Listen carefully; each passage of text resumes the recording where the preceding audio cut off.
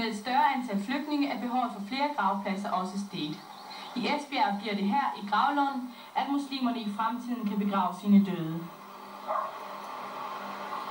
Først de skal væskes, og så bagefter, når de er færdige med at væske, så hende eller han skal komme i en hvid kjole, skal man sige det, sådan meget langt, stor stof, hvid kjole. Så når man laver de der færdige, så tager man afdøden til de steder, den skal begraves ned. Ikke kirkegården? Kirkegården, ja. Og så ligger man sådan en bænk, eller en bord, det er lige meget, hvad det findes, ikke? Foran, og så bagved afdøden står imam først, og så bagved imam står de folk, der skal begrave de afdøde, ikke? De første gang, de laver en bøn, og så bagefter, når de er færdige med bøn, de tager sådan cirka 3 eller 4 minutter. Så når man er færdig med de bøn, så imam han vender rundt til folk og spørger, hvordan I kender afdøden. Den imam, som nævnes, er en person, som fungerer som en præst ved de muslimske begravelser. Han vasker, indhylder og hjælper til ved begravelsen af de afdøde.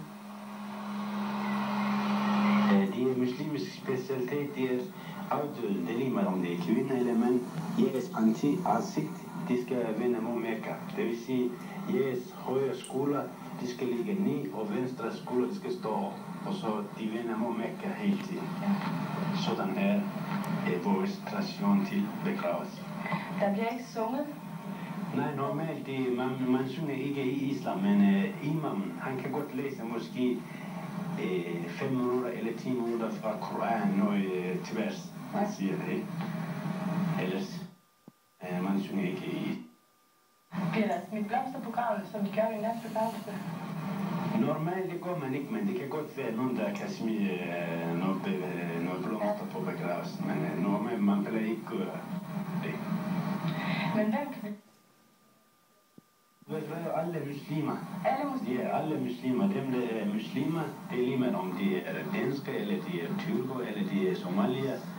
Dem, der er muslimer, de kan begraves ned de islamiske begravelsessteder.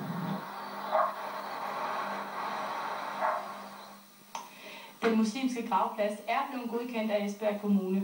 Der mangler